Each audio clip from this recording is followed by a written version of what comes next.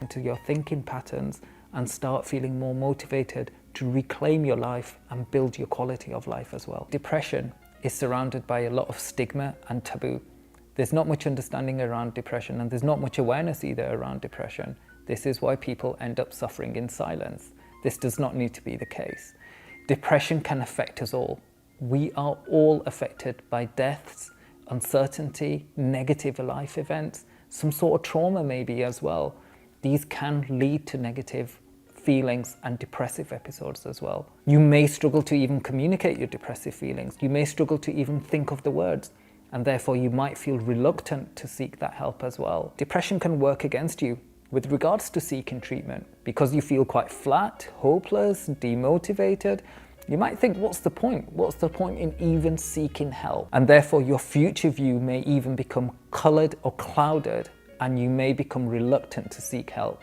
The reality is this does not need to be the case. This does not mean you will be on antidepressants for the rest of your life. This does not even mean you have to be sectioned. This simply means you need to just engage in some sort of talking therapy to help you get through this difficult episode in your life. It may just involve a few sessions or a couple of sessions. Your GP, or even just simply talking to your GP, may even help as well. The important factor here is that we need to talk to get the help. If we do not talk, we will not be able to get the help. Even if you're not aware, your family or friends would have noticed some changes in you. Whether that's you becoming a bit withdrawn, a bit isolated, or not engaging socially.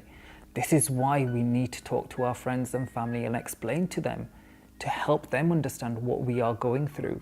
Surprisingly, they will be able to help you, encourage you, give you that support that you may not be able to find in yourself. By talking to your siblings, family, parents, they can provide that extra support you need rather than isolating yourself. Therefore, we should be confident to openly talk about depression.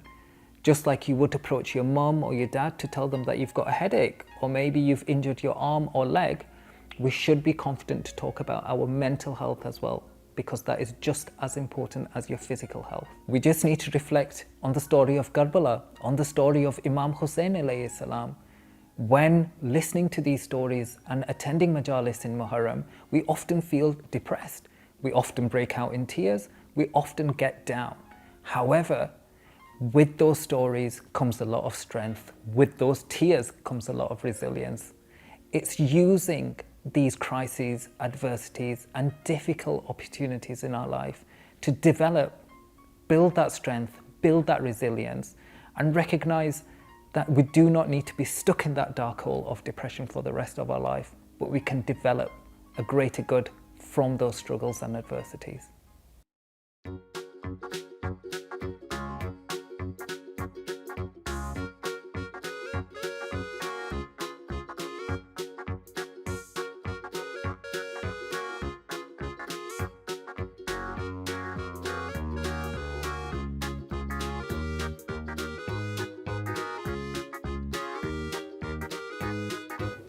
تأسست مدارس الهدى العربية في عام 1989 في شمال غرب مدينة لندن.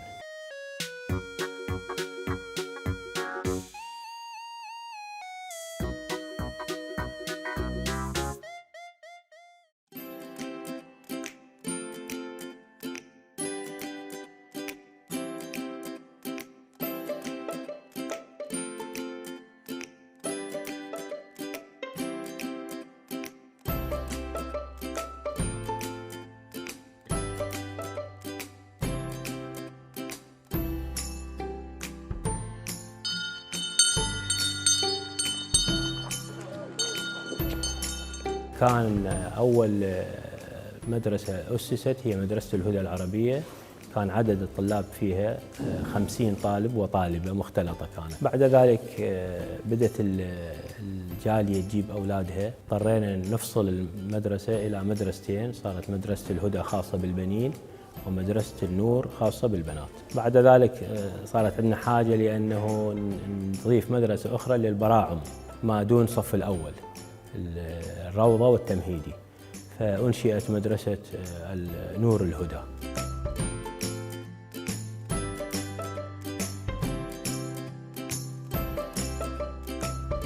الآن وصل عدد الطلاب في مدرسة الهدى العربية 207 طلاب، تتراوح أعمارهم ما بين 8 سنوات إلى 15 سنة، يدرسون من صف الثاني الابتدائي إلى صف الأي ليفل. طبعا احنا نقوم في مدرسة الهدى العربية بتدريس عدد من المواد، على رأسها اللغة العربية بشقيها، اللغة العربية الكتابة والقراءة، وأيضا قواعد اللغة العربية. كذلك نقوم بتدريس مادة القرآن الكريم أيضا كتلاوة أحكام، وأيضا كحفظ تحفيظ للسور القصيرة يعني. كذلك نقوم بتدريس مادة التربية الإسلامية اللي تتضمن الفقه والعقائد والأخلاق.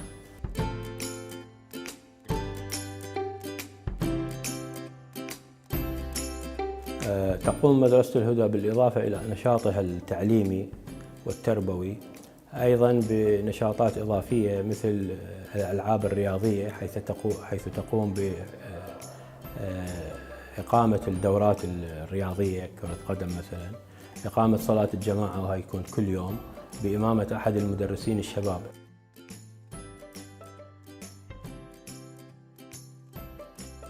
وكذلك لدينا مسابقة للقرآن الكريم في تحفيظ وترتيل القرآن الكريم.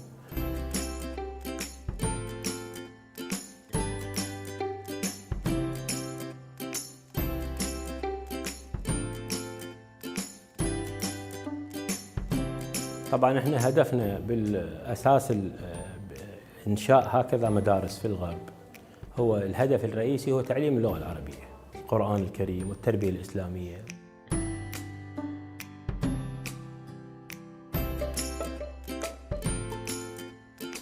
لكن اكو هدف خفي في هذا، وهو انه احنا هذا الجيل الجديد اللي جاي نربيه نريده بالمستقبل هو يكون القائد، يتعلم شلون يقود الاولاد الجيل الاخر اللي راح يجي.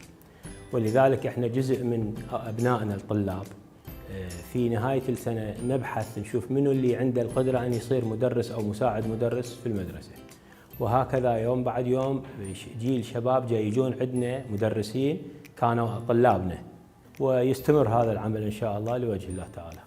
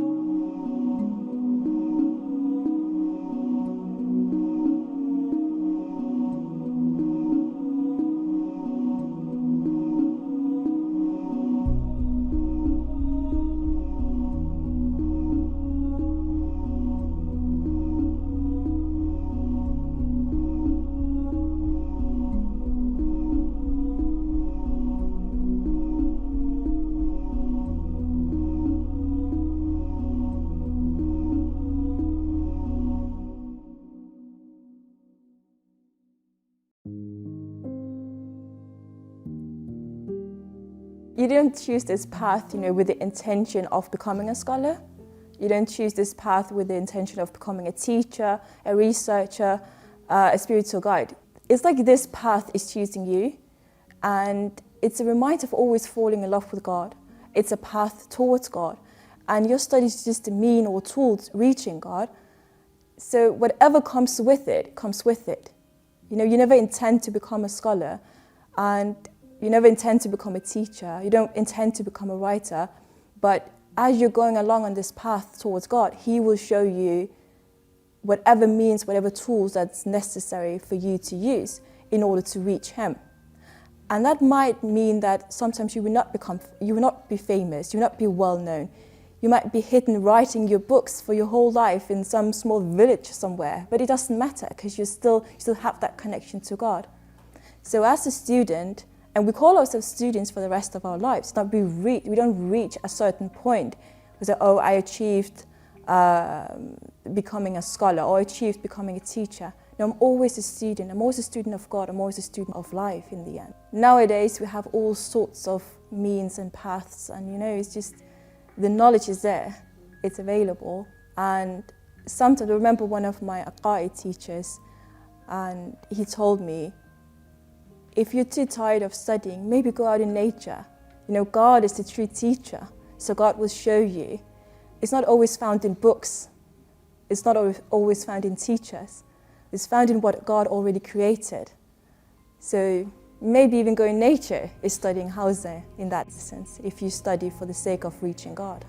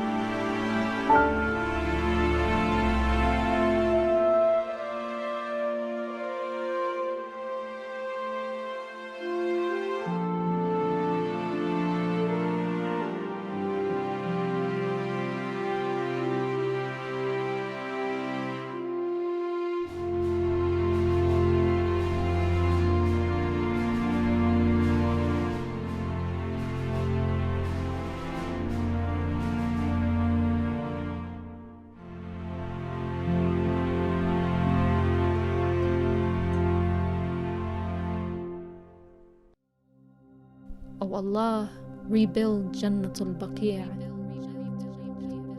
When our hands were raised up to the warm skies, there was an angelic creature, one of a white butterfly that landed on the utterance of our prayers.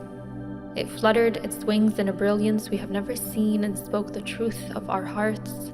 It sung a silent hymn only those who carried such a love could hear. It said, I wish you saw all that my eyes have carried throughout these long years.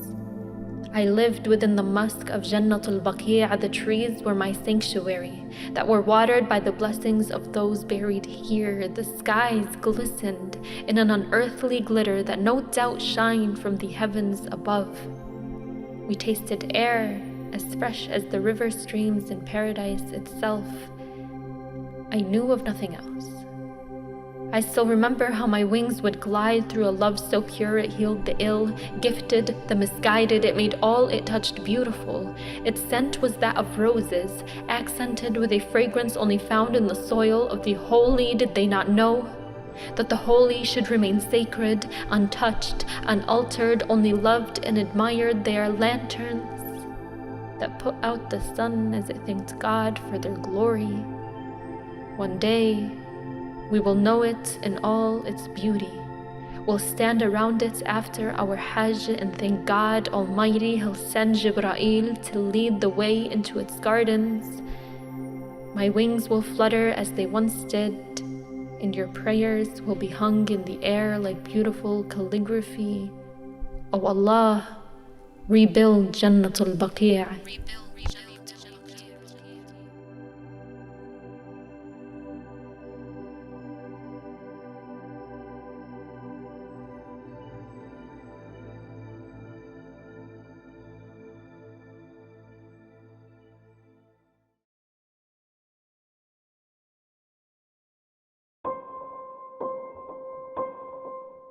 When you have a woman who's studied in her field and she's an expert to a degree in her field, and she's studied same amount of time, if not more, than her male counterpart, and she's not given the deserved respect of her position, of her knowledge, of the years of efforts and work and struggles that she's put into that, of course it's going to impact her mental health.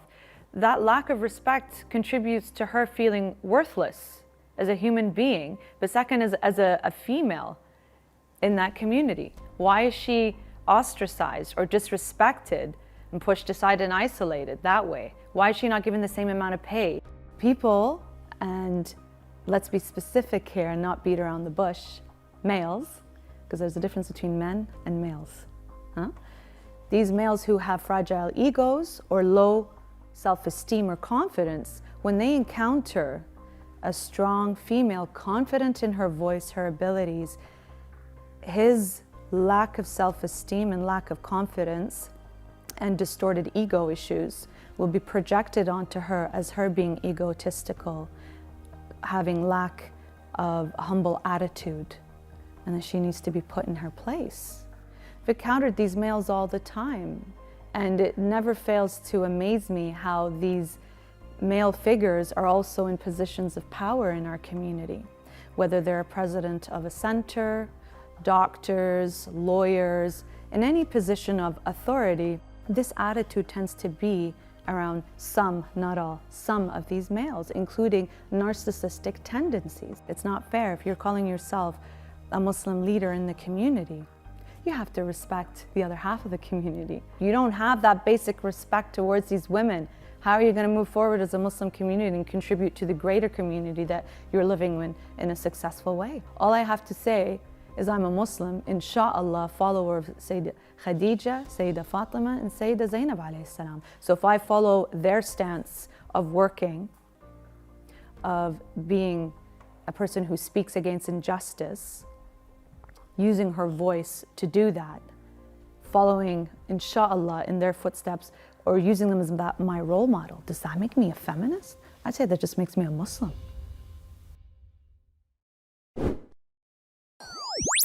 Vitamin C.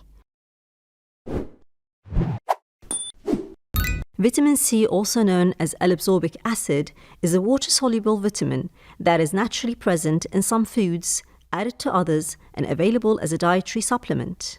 Humans, unlike most animals, are unable to synthesize vitamin C endogenously, so it is an essential dietary component.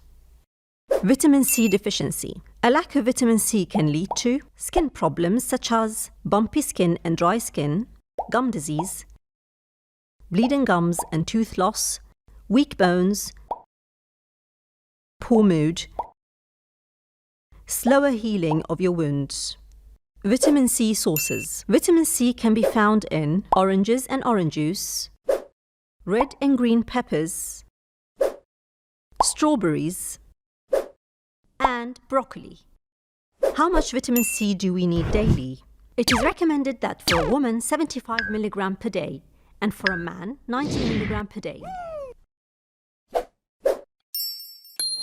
Please note, the content in this program is provided for general informational and educational purposes only. Viewers must consult a doctor for medical advice first. Pomegranate. Here are some amazing facts about a shiny and delicious fruit, the perfectly pink pomegranate. After all, what fruit resembles a pink diamond and tastes heavenly? Pomegranates help to improve the health of blood vessels by allowing them to relax, which increases blood flow. Pomegranates also help in reducing arterial plaque and blood pressure. They can also help in the fight against certain cancers such as prostate and breast cancer. Pomegranates are mentioned in the Quran. It is He who grew the gardens, trellised and borrowed, and palm trees and land sown with corn and many other seeds, and olives and pomegranates alike and yet unalike. So eat of their fruit when they are in fruit, and give on the day of harvesting his due, and do not be extravagant, for God does not love those who are prodigal. Imam Ali alayhi salam said, "Eat pomegranates with the skin, for it strengthens the stomach." Pomegranates are a delicious and nutritious fruit, and great for your overall health. Assalamu alaikum. We want to share something super exciting. Safia TV would like to say a big thank you to our viewers for helping us grow into what we are today. To show our appreciation, the least we can do is to let you catch up on our exciting new shows and keep up to date with our upcoming new shows, special live shows, and other exciting content. Simply log on to Facebook and like our page by clicking the like button, and make sure your notifications are turned on. Search for @Safia World. You can also find your favorite shows on our YouTube channel, so make sure you hit that subscribe button.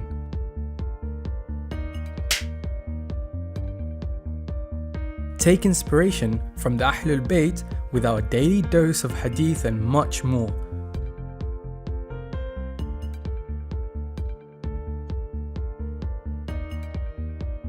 Follow us on our Instagram and Twitter, also @Safia World. Most importantly, we would like to hear your feedback on our programs so that we can serve you better. You can message us directly on our WhatsApp number 0044 7502 288 826. Don't forget, you can also stream our channel live from our website at safirtv.com/live.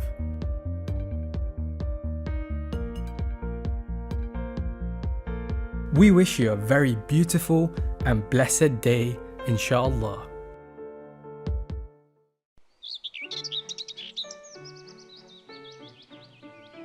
I am Muslim. Has encouraged the people very much to acquire knowledge in science. As a matter of fact, it has made it obligatory for them. The Holy Prophet says it is obligatory for every Muslim, man and woman, to acquire knowledge. It is narrated that one day the Holy Prophet came into the masjid and saw some people gathering there. They were divided into two groups. Whereas one of the two groups was busy offering prayers, the other was engaged in religious discussions. The Holy Prophet was very pleased to see those people and said, "Both these groups are doing something good, but I prefer the group which is busy discussing."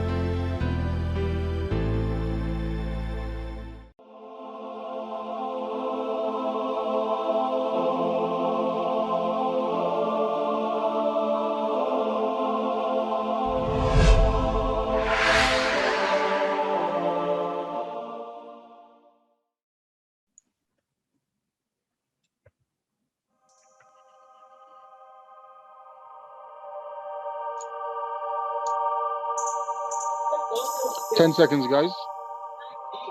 7, 6, 5, 4, 3, 2. Assalamu alaikum wa rahmatullah. Good evening, everyone. Thank you for joining us on this very distinct program held by Safir TV. My name is Ali Hassan, and I'm joined by a very scholarly individual whom I will introduce in just a bit. But before I like to set the tone, I want to set the theme of tonight's program. And how? I like to do this by asking you a question. That's right. So wherever you are, you're sat on your couch, or maybe you're walking around watching on your smartphones. The question I ask you is, could you imagine with me about your relatives, your deceased relatives, your loved ones, family members who've now been laid to rest in a cemetery, which you go and visit from time to time, especially Eid. We just had Eid a week or so ago. You go there, you recite Surah Fatiha, you supplicate for them, you do dua, and you actually sometimes inspect the grave to check to see if the tombstone needs to be replaced or repaired. Why? Because that's the amount of care you have for that individual who's no longer with you. You are essentially their legacy. Now, imagine this. A month from now, let's say you go again. You're not alone.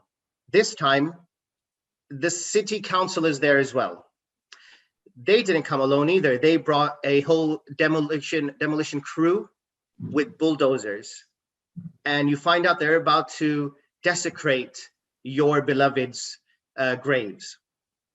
How would that make you feel? What would you do?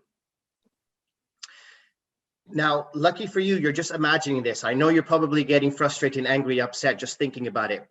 But I'm about to share something which is a reality, which actually took place in 1925. This is a reality that took place in 1925 on a very prestigious and grand cemetery.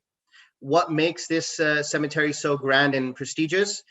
It's not because my or your relatives were laid to rest there, but those people were laid to rest who were directly linked to Allah's greatest creation. That is Rasulullah sallallahu alaihi wasallam. That's right, Rasulullah's son, his family members, his grandchildren, his wives, his prominent companions. And yet what happened was that entire cemetery was plateaued, bulldozed over. Why? I mean, so many questions arise. Who done it? What was their thought process? What was their reasoning for doing such a thing? All these questions lead me to tonight's topic. Yours and mine, our responsibility towards Baqi. Now, to help answer those questions and alleviate our concerns, I'm joined by a world-renowned scholar, alhamdulillah. You all know him. He doesn't require any introduction. In fact, you know him through his brilliant oration, his majlises that he recites in English and in Urdu across the globe, which I am also a fan of, I must admit. So, ladies and gentlemen, join me in welcoming Hujjatul Islam, Maulana Ali Raza Rizvi. Sir, a very warm welcome to you. Assalamu alaikum wa rahmatullah. Wa alaikum assalam wa rahmatullah wa barakatuh. Thank you very much. Sir, unfortunately, we're not in the same building, we're not in the same studio, but it's very nice to see your Nurani face. Now, we have limited time. I'm being told we have approximately 45 minutes, and I know that's not enough to do justice to this distinct topic. However, with your help, we will make good ground, inshallah. So let's get started. If I could firstly start off and ask you just to give us a brief background, an overview of what is Baqi. What is Jannatul Baqi, as we may know of it? And feel free to speak to me, or I'm sure there's people in the audience that may have not heard of it or may know very, very little about it. So please, if you go ahead and take it away and let us know a little bit about the background of Baqi. Bismillah ar-Rahman ar-Rahim. As Muslims, it is an obligation for the Muslims to bury their deceased, and it is not permissible to cremate them or leave them unattended. So there are rituals that are to be performed after a person dies. And the Holy Prophet ﷺ legislated them when he first was ordered to announce his messengership. So even the previous prophet used to bury, like Adam, Hazrat Adam alayhi salam, Nuh alayhi salam, and Ibrahim alayhi salam, and other messengers also buried their deceased, like Hazrat Musa and Hazrat Isa alayhi salam. So there are rules about burying the deceased. And then he would name, the Holy Prophet ﷺ always used to name things. You know, he even named his horses, his turban, his sword, he named it. And the cemetery where his uncles and his grandfather, his forefathers were buried, he named it Jannatul Mu'alla in Mecca. And then when he migrated to Medina, there was a cemetery that he, just outside Medina, because the old Medina was small, and in that he named a place Jannatul Baqi. You know, so Baqi literally, you know, can mean remaining things which are suburbs. Sure. Sure. Now, I gave a very quick sort of who I thought was buried. I'd like you to, if I was wrong, correct me. So who is actually buried in Baqi? Now, the Holy Prophet ﷺ, there are over 10,000 of his companions buried there. 9 of his wives are buried in Jannatul Baqi. His daughter, some say she's buried in Jannatul Baqi, Fatima, some say she's buried inside the mosque or the house of Imam Ali salam. But there are 4 Imams, Imam Hassan al-Mujtaba salam, Imam Salahuddin salam, Imam Muhammad Baqir salam, and Imam Jafar Sadiq salam. Also, their grandmother, so the mother of Imam Ali, Fatima bint Asad, his other wife, al-Banin, their aunt, the Holy Prophet's aunt, Safiya, and there are many, and his son, Ibrahim alayhi salam, and also his cousins like Aqil alayhi salam and his nephews, Abdullah ibn Jafar Tayyar, and some of the Shuhada of Uhud, because the Shuhada that passed away, they were killed in the Battle of Uhud, were buried in the Battle of Uhud, in the plains of Uhud. But the other people who were injured, they were brought back to Medina and they were later buried in Jannatul Baqi, so they have a portion for them. And then there are many other people, personalities. Okay, so what is a Muslim's role when it comes to a cemetery? You've already explained that it is by Islamic law, we need to bury our dead. That's understood. Once they are in their final resting place, what are we to do? I mean, I know my parents have told me, and my culture tells me that I need to visit these cemeteries from time to time. Like I said earlier, on Eid, for example. What is like the ruling behind that? Are we supposed to go? Are we just supposed to stay at home and do a Fatiha for them at home? Do we have to visit? What's our role there? Okay, now the Holy Prophet ﷺ used to visit his deceased and his mother. He visited her in Abwa, which is between Makkah and Medina, and his, his wife and his uncle and others. He used to visit their graves. And also, when he made a will about his own burial, he said that bury me in my own house. So he did not say that because it's a house, there is a building on it, as the Wahhabis say that a building is forbidden and it is haram to build a building over a grave. So a tomb is forbidden. So the Holy Prophet ﷺ, when he made a will that bury me in my own house, he did not say then drop the house and there should be no house and it should be completely decimated because I'm going to be buried inside. He said, no, bury me in my house. And after his burial, his family members, his brother, his son-in-law, his brothers, meaning his cousins, and his daughter, and his wives, they all used to visit his grave. It is mentioned that one of his wives, Aisha, used to visit him, and after a while, after a few years, she started doing hijab, visiting the grave of the Holy Prophet. So the other wives and some of the people said, why are you doing hijab? This is a house. You're inside the house. She said, yes, but so far the Holy Prophet was only buried here and my father. But now another second caliph has been buried inside here. Wow. So he is now mahram. And because he's not mahram, that's why I'm doing hijab from him. So they believe that no, even after decease that they can see. And the Holy Prophet himself said, Man zarani ba'da mamatika, man zarani fi hayati. Anyone who visits me after my death is just like visiting me like in my life.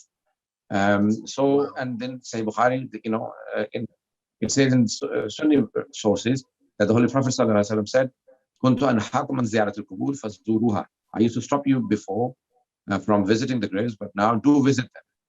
Now, we believe that, that the second part is very, so he encouraged the people from visiting the graves. It benefits the deceased when you recite the Quran or Istighfar or Salawat or anything for them. But more so, it benefits us because it reminds us of death and the reality of life, and that we are also going to part this world, and that's the natural abode, and we're going to be in a grave, and that's going to be our eternal abode. So it has highly been encouraged. And then there are many, many tens of traditions from the Holy Prophet ﷺ about visiting him and his family. So I'll just mention one hadith that he says that my grandson, this grandson of mine, Hussein alayhi salam, will be killed in the plains of Karbala. Anyone who visits him in Karbala after martyrdom will be granted the reward of one Hajj of mine.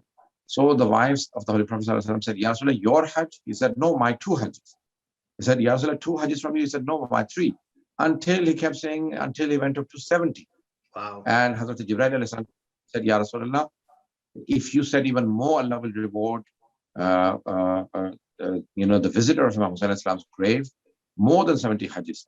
So there are many, many traditions that mention that one should visit the graves, and also doing tawaf of the graves. When you go to Hajj, you're doing tawaf of Kaaba, Hajr Ismail, the semicircle that has the grave of Hazrat Ismail and Hazrat Hajra and many other prophets. Wow. So while you're doing tawaf, you're still tawaf of the graves, and you are basically visiting them. So to say that to do tawaf or circumambulation of the graves is forbidden is a notion absurd and unknown to Islam. So you've actually touched upon the next question I had. First of all, I do want to mention what you just said about one of the wives of the Prophet doing hijab in that house where Rasulullah was buried, because there was other people that were buried there as well. Did I capture that correctly? Because that's something that's amazing. I've not heard that before, because the dead see us just as how we see each other. So that's really amazing. So my next question was actually about certain groups of people. For example, our Sunni brethren, they don't necessarily believe that you should be visiting the gravesite or doing what, for example, the Shias do. They consider it to be shirk. I don't know if it's the Ahl Sunnah or perhaps it's the other Wahhabi regime or the Salafis. I'm not quite sure on that, if you could elaborate. But at the same time, is there anything you can give us solid references from non-Shia books like Bukhari, like Muslim, or even better yet from the Quran, that actually tell us, hey, this is a recommended act. This is something that you should be doing. For example, building First of all, shrines or domes. Muslims agree upon visiting the graves and or building shrines and domes. No one objects to it except for the Wahhabis and Takfiris. And they all believe, and all the Sunnis have even graves of their own peers and their murshids and their, like holy personalities all over the world. Wherever you visit, you will have the, in the subcontinent of India, Pakistan, and in Afghanistan, in Iran, in Iraq, and all over the Islamic world. Baghdad is full of the graves of Sufi saints of Sunni brothers. So you can see that there has never been an objection. But yes, from the beginning of Islam, there were a group of people who were always objecting to having graves and tombs. So Imam Ali made a bill, Fatima Zahra also made a bill that, my grave should be leveled and no one should know the sign of my grave. And when asked why, because she said, there'll be people who will disrespecting my grave, and secondly, I don't want people to know my grave. And Imam Ali made a similar bill. Imam Hassan was asked, why did your father make a bill that, you cover, conceal, or hide his grave and not let us know? He said, because there are people who will disrespect his grave. People from Syria, people, Muawiyah and his followers, the Banu Umayyah. So there were people from the beginning of Islam who were against it, and there were people who, from the beginning of Islam, who supported it. So the idea that there should be, the Holy Prophet ﷺ himself, and the, Surah Nur. If you look at Surah Nur, Surah number 24, it very clearly says that Anturfa, about the houses of Allah subhanahu wa ta'ala, or the houses that should be named Buyutun Adinallahu. Allah subhanahu wa ta'ala gives you the permission to raise the houses where Allah subhanahu wa ta'ala is mentioned. Now, so it does not say masajid, the word masjid has come in the Holy Quran, masajid, and it says buyut, which is house. Now, from very early stages of Islam, it was known to the Muslims that, there were houses or tombs built over the graves. And the Holy Prophet ﷺ himself was buried inside his tomb, and that was his own house. And if that was forbidden, then he would say that, no, you should destroy my house and make it a flat grave. So all Muslims agree that this is the house of the Holy Prophet where he's buried, and that's his tomb. So now I'll read the verse, Surah number 24, verse number 36. Fi buyutin adinallah, in the houses where Allah subhanahu wa ta'ala permits, an turfa'a, that should be raised. Wa yudhkara fi hasmuhu yusabbahu lahu fihi bil ghaduwi fil ghaduwi wal asal, where Allah subhanahu wa ta'ala is mentioned. So now it is not masajid. If you look at all the traditions from the Ahlul Bayt alayhi salam, and when you visit the holy personalities, the Holy Prophet's tomb or the tombs of the Ahlul Bayt, it always says these are houses. And you read the similar verses at those tombs from the Imams. These are words from the Imams alayhi salam that say, Ata'adhanuli ya Rasulullah, for example, oh Allah, do you permit me to go inside? Or Messenger of Allah, do you permit me to go inside? Or angels, or Khulafa, so because Hadha Bayt, this is a house from the houses of God and the houses of the Holy Prophet ﷺ, where the tomb of the Imam ﷺ is. So not only just there are verses, but also many, many ahadith. Third, one of the main reasons is the practice of the Muslims. What have they been practicing? Which is, Sirat Mutasharri'ah, as they call it. The people who were always practicing religion. What did they practice? So from the time of the Holy Prophet, and his own personal practice is that he allowed, in fact, he made a will to be buried in a tomb. And likewise, he allowed it for many of the other people. He did not say destroy the tombs. So for the people to say that, the tombs are not allowed, they need to bring in proofs. Now, they say that it is a place of shirk, tawassul. People come and do tawassul. For example, they say that these are our intermediaries before God, and also they make du'as in the haram shrines, and they come and kiss the graves. So this is shirk, and we have to stop people from shirk. This is the mentality of the Wahhabis or the Takfiris or the Salafi. that say that this is not allowed, but all of the Muslims say no, it is permissible. So first of all, if visiting the graves is forbidden, then the Holy Prophet himself visited. So You visit the... I got one as well, and I need you to tell me if I'm wrong, basically. In the Quran now, I came across this, and again, I have a piece of the puzzle, so you need to help me put that together. ALBAQEE, when they perished, when they died in that cave, is it not the Quranic ayat telling us that go ahead and build a mausoleum or tomb on top of them? And again, correct me if I'm wrong, but what happened there with their story? The ALBAQEE, for example, if you read the surah, they are in a cave, and the Holy Prophet ﷺ has praised them. And there are, before Jesus Christ, Imam Ali ﷺ has mentioned them, and the Holy Quran has mentioned it.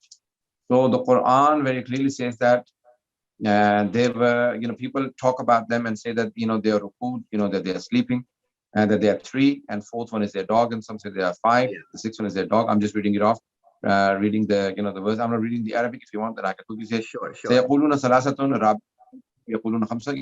are, so the story is long, and so they have gone to sleep, meaning they have died inside there, and Allah subhanahu wa ta'ala does not say that destroy their tombs. And so they have a tomb, they have a place, and so now look at the verses in the Holy Quran, not only just 1 or 2 places, but this is verse number 28, because I need my glasses. I'd give you mine, but I'm really far away. So basically, when Allah subhanahu wa ta'ala talks about all of these,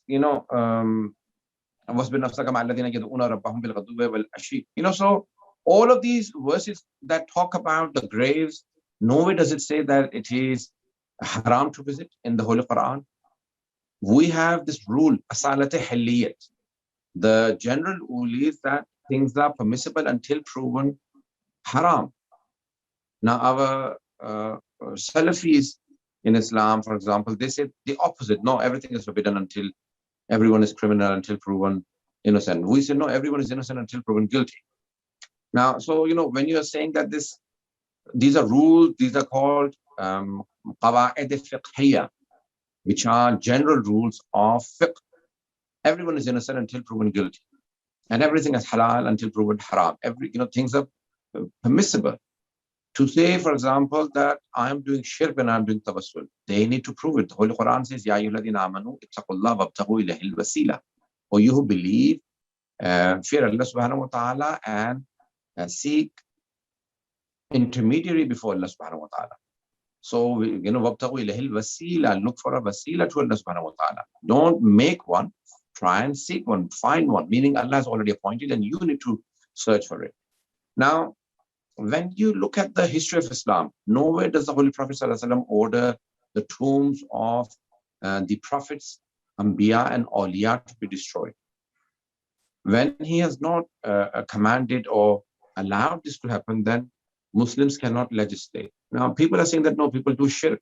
Why? Because they are seeking Allah's du'as in the grave of his awliya, his sacred people. Well, first of all, we do not believe in those sacred personalities to be gods. We only say that they are awliya Allah. They are close to Allah subhanahu wa ta'ala. So when you go to your parents or to the Prophet to say that please pray for me or intercede for me, likewise, manzarani ba'da mamati ka manzarani fi hayat.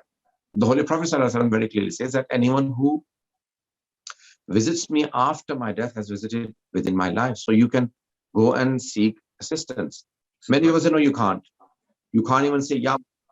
But then why do you do it in salat? Why do you do it in namaz? Assalamu alayka ayyuhan nabiyyu wa rahmatullah. You're saying salam and you're saying, ya Nabi, salam. True. When you're saying, ya Nabi, O messenger, salam on to you, salam is only mustahab and jawab is wajib. So from him, there are blessings that he's giving us. It is not just an answer from a small to big. It is an acceptance of honor. an acceptance that this person is reverend. Sure. This person is, holy. Yeah. And from the holy person, it is not just wa alaykum assalam, it is basically the blessings that he gives. So visiting is mustahab, is highly recommended. If not, and secondly, if let alone haram, it is not even permissible, it is recommended. Yeah. Secondly, to pray there, ask for help, to ask for assistance, to ask for blessings is also a practice of the Holy Prophet and the holy personalities.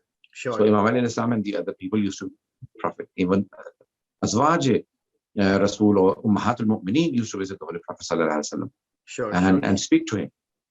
Now, you've actually very nicely laid out, it's not shirk, it's the opposite, it's recommended, you should be doing it. You've given references from the books of the Ahl Sunnah as well as our own books, and you've also given us verses of the Quran as well. That's absolutely fine. Let's go back to Jannatul Baqi, right? The significance of this particular area, this cemetery, the location.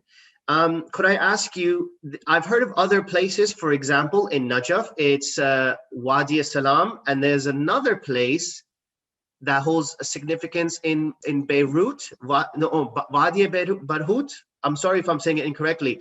They hold significance in Islam, correct? They mean something. Does Jannatul Baqi also mean something? Does it hold, what type of significance does it hold? Okay. Wadi Barhut is in Yemen. Barhut, and so for example, the souls of the Munafiqeen and Kuffar go there, and the souls of the Mu'mineen go to Wadi Salam.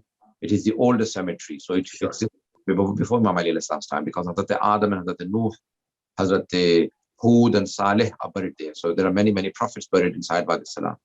And Imam Ali Islam had also made a will to be buried there, and that makes it more attractive and more holy and more significant because of his being. But also the Holy Prophet ﷺ is in Medina, and Hazrat Fatima Zahra is in Medina, and there are 4 Imams and many companions and many, many other holy personalities. So Jannatul Baqi is a piece of land from the heaven. So